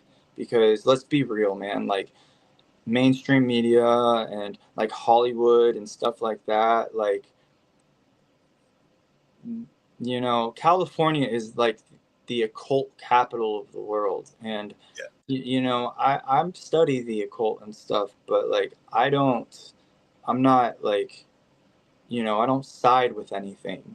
You know what I mean? Like the hidden teachings are important, but some people have very nefarious, you know, motives. You know what I'm saying? So it can get pretty bad, you know. There's a few things like and I keep feeling like there's about to be someone that you guys are gonna, because I literally just pulled some cards just for the hell of it, and you got the Emperor and Justice and the Ten of Pentacles, and I see a lot of fairness going on. There's been a lot of structure and planning and coming together, and it seems like there's a good balance going. I'm just giving you the basic interpretations, but with the Ten of Pentacles going forward, with just like you two, like I see a lot of like, so the Ten of Pentacles can speak big on your own business and, you know, your own wealth. And like I feel that since it's earthly, you guys are going to end up actually gaining a lot more viewers than you anticipated, like very soon. Be good. Yeah, Yeah, appreciate that. Yeah. you will for sure. It's cool, and it's an honor too. You know, I really appreciate you guys, because I enjoy talking about this stuff. Yeah. It's I think I'm getting a little bit better explaining things without like, losing people. No, it's honestly, it's been fantastic. We've really enjoyed having you here, and you know what I mean. Like I say, we enjoy having an insight into something that someone who gives us a different perspective on our own world, and that's really what we wanted out of tonight. And I can 100% promise you that's exactly what we've got. Right. Well, so what do you guys do like for work? I'm in education, so I'm a head of school. So I basically run what would be the equivalent of your sort of high school, so a secondary age school, so kids that are 12 to 16 years old. So I basically oversee that and run a school. Right, right. Oh, that's cool. Yeah, I work in online sports betting, which is less giving back. Online sports, People what? think Sports betting. No, you need to give me some insights, bro. Yeah. Listen, if I had insights, I wouldn't still be working there. True that. That's cool, man. I got a good feeling about you guys. Seriously, I feel like I appreciate it. Gar to come. Have you guys ever gotten a reading before? No, never. No. No. Well, if you're ever interested, you can always hit me up. I was considering whether or not I should actually do a reading on this podcast, but I just don't think I should because I don't like rushing through it. And, Yeah, I mean, yeah. like I know, like I just it would have taken a good hour or so at least. You know what I mean? And so, but and plus it's like it's personal. You know what I mean? Like I'm not trying to prove to anybody anything. Like I could care less. Yeah. I mean to others who are we watching. But yeah, I think you guys are really going in the right direction. You guys have good energy about you, and it's nice to see. Like, I feel like, do you guys? I want to ask you guys something. Yeah. This is something like that kind of bothers me a little bit, and I'm kind of open to it, but it's like there are certain people who will tell me that they channel like the Pleiadians, and like a blonde-haired, blue-eyed angel or whatever comes down and talks to them and gives them messages. And have you ever heard anything like this? Or they talk, No, star no. seed, they come from the Pleiadians, they didn't come from Earth, and like The name rings a bell, if I'm honest, but it's not something I could honestly say I know anything about. No, not for me. Not really. Not really heard of it. No. Well, the Pleiadians, I'll just give you the Pleiadians. It's a cluster of stars. It's actually I think it's a galaxy or solar system. I can't remember. But it's called the Seven Star Sisters, like the Seven Sisters, and they rule Taurus. And people will talk about like how there's all these different kinds of like beings that you can channel, and from like the stars. And I don't doubt that you could like receive messages from like like the vibrations in which you connect to. But like when people tell me that they're seeing like a blonde-haired, blue-eyed person, or like a praying mantis-looking person, or something, like something like that, like it makes me wonder, because like people, I hate to say this, but most people are like sheep. Most people kind of follow, and they'll hear something, and then like they'll just like subconsciously agree with it. And it makes me wonder if like people just like learned about this, these beings and what they look like, and then now they think they see them, and maybe somehow it's like a collective interpretation, or maybe it's true, or like, but I have my doubts, I think that's very important in the spiritual field, not to turn something down, but to at least, kind of acknowledge, and do your own research. And the reason why, I'll tell you exactly why. Like, I had this girl, I'm not going to say her name, but she messaged me one time and she told me that there was a guy she channeled from the Pleiadians called Commander Ashtar, right? Commander Ashtar, the leader of the Pleiadians, came and she got these downloads and received some type of guidance or whatever, right? And I was like, what in the fuck are you talking about? Who is this Commander Ashtar? So I looked it up, and it was like in the early 60s or 70s. There was like a group of people who said that they got these visions and premonitions that were going to happen on Earth from this Commander Ashtar from the Pleiadians, I believe it was, and in certain dates it was supposed to happen, and none of them came true, and it just makes me wonder. It's like, I was like, so where did you get that name from? It's like, did you really just did that really just come to your mind? You know what I mean? Or like, did somehow your mind get colluded with, like, you know what I'm saying? Like, Yeah. And then you just want to believe, like, you want to be. And that's how most people are. They're like, they just want to be. So they want to, like, try to look cool or, like, say this and that. And they're so imaginative. And it's good to be like that, to be like a kid. But it's like, you also have to be real, know? And I just don't know if I trust people like that, Like, I mean, like, if I told you that you were from, a star in Orion's belt, would you believe me? You know what I mean? Like, you'd probably, Probably not.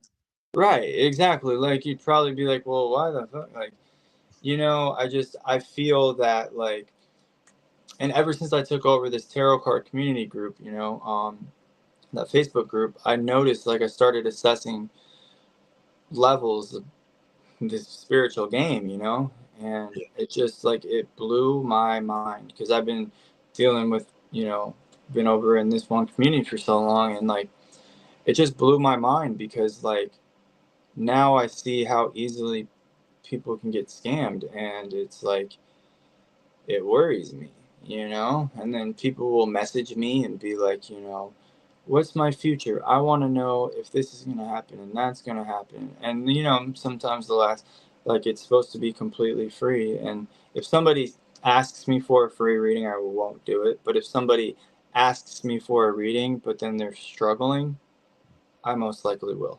You know what I mean? Like, but, like, people, like, I've noticed, like, some people, like, if you say something to them, it's like one of the last readings I did, this woman told me that she got a reading from somebody else, said some shit to her that was ridiculous, but she told me that she was going and looking around for someone that was going to transform the way that she feels completely. And I was like, okay, let me break this down for you, because that's not how it works. Like, you are the god of your own reality. Everything in this world was a thought before it was a creation. What you are thinking is what you are creating. So I give her the means about what she has to do. And it was about, like, a divorce, but she was scared to be alone because she was 40 and whatever, and I understand. But she was married for, like, 20 years. Her husband hasn't slept with her in, like, 15 years. Like, they don't even live together. You know what I mean? And it's like, well, I can't tell you what to do, but I can tell you that you're going to continue to feel this way if you don't make a decision. You know what I mean? And, then I had to break it down to her, basically, like, yo, like, that's not, sounds like you got a horrible reading, first of all, and then second of all, like, you just, like, that's not how it works. Like, there's another woman who posted in the group saying that she got a reading from some psychic in the 1970s, and the psychic said that all this bad shit was going to happen to her, right? And the curse would be lifted on 11/11 of 2024. So then she posted like last month telling the group how horrible her life has been, and the psychic was right and this and that, and then everything got better on 11/11. And I was like, okay, first of all, that's some evil fucking shit, man. Like that, you can't, like, you don't do that. You just that's black magic, man. You just put a curse on somebody who was like a little too emotionally gullible. And then she went through all this phase, and every time she would go through something bad, instead of learning a lesson, she would blame it on this curse. You know what I'm saying? And then you wouldn't get nowhere. You just continue to go on and go forth. Like, people need to understand that. You know, you gotta, like, these readings are real, man. Like, but like a lot of them are fakes. I'll tell you that for sure. A lot of them are fakes. So for us, in terms of this podcast, we normally keep our episodes to around about an hour. So okay. we've treated everybody to a double episode tonight. Well, I think that's a solid piece of advice to leave it on, is to not just take these things at face value and to interpret them yourself. And also, you know, look around and maybe find somebody who's a little bit more trustworthy. So yeah, you know, I think you've offered people some solid advice there. So, like I say, we normally wrap things up round about the hour mark. We've got over tonight, and we're not sorry about that at all. Did you want to? You know, that's dude. We really appreciate it. It's been very, very interesting. Did you want to tell people where they can find you online and where people can engage in your services? Sure. Okay, so we do have a big Facebook group. It's just called the Tarot Card Reading Community. It's the biggest one on Facebook. But I have a private page. It's called The Fool's Reading. It's a private group page, like I said, about 800 people. And that's where, like, keep everything a little more private. And, like, that's where, like, if anyone wants to actually, like, reach out to them, it's just, like, if you're part of my group, you're family, basically, you know? So I'll have to make sure I send you guys an invite. So The Fool's Reading, I have a business page called The Fool's Reading, and I just made a public group called The Fool's Reading Tarot, but I don't know if I'm gonna continue to work on it. I have a website called thefoolsreading.com. I still have it. I didn't make it public yet. It's ready, but I just I haven't had them, like, I don't have the merchandise I want to put up yet. So, like, my plan is that I'm going to take, well, I've already started, but I'm taking all of the depictions of the cards. I'm doing a general meaning for each card, you know, so that it doesn't have to be a specific deck. You know what I mean? Yeah. And then there will be a place where you can schedule a reading. I teach classes on Thursdays as well at 1 p.m. Eastern time for tarot, which is pretty damn cheap. It's only like $50, and it goes on forever. There is not a stop. I just keep going and going and going until you want to stop, basically. You know, if you give up, you give up. You know what I'm saying? And yeah, so thefoolsreading.com, I have a book that will be coming out. It's called The Fool's Journey / Journal, and it's the Fool going around the major arcana. And, you know, there will be questions in between it, you know, so, like, how does it reflect in your life and blah, you know what I mean? Like, that'll be out soon, and I'm, like, really working hard on this, so it's going to be a beautiful book. And I am working on the Fool's Reading Tarot deck. I freaking love that name, the Fool's Reading Tarot. So that should be done by the end of this year. But if anyone wants to find me, you probably can find me on Facebook as Evan D. Gray, or you can just find my Facebook group page. And that's just about it, you know? Indeed. Fool's Reading. Thank you for that. And like you say, once that tarot deck is available, I promise you I'll purchase one. That's the sort of thing I would like to have in my collection. Gaz, do you want to give your final thoughts? Yeah, look, Evan, I just want to sort of echo our thanks, really. Been massively insightful. I've learned a lot. And again, you know, we talk about the reasons that we do the podcast, and it's absolutely for this reason. You know, we've learned something. We've engaged somebody that we wouldn't normally engage with without the podcast. So again, thank you very much for coming on. And as I say, I've learned a lot tonight, and we've had a little bit of a reading as well. Yeah. You know, which has been amazing and been fantastic. So again, big shout out to yourself and to all our listeners out there. Hit him up on the social media, and like I say, if you're interested in getting your cards read, then hit him up, and hopefully everything is rosy in the future. Yeah, and if you want a real reading, I just gave you a simple one. I feel good things coming your guys' way. You guys are freaking perfect working together, so good things are definitely coming. Anytime you want a private reading, just hit me up. And it gets a little deeper than that, you know, a lot deeper. So I appreciate you guys. God bless you, and you know, it's an honor. So I really appreciate you guys. I appreciate it. Thank you very much, Evan. Appreciate your time. All right, y'all. Peace. Thank you.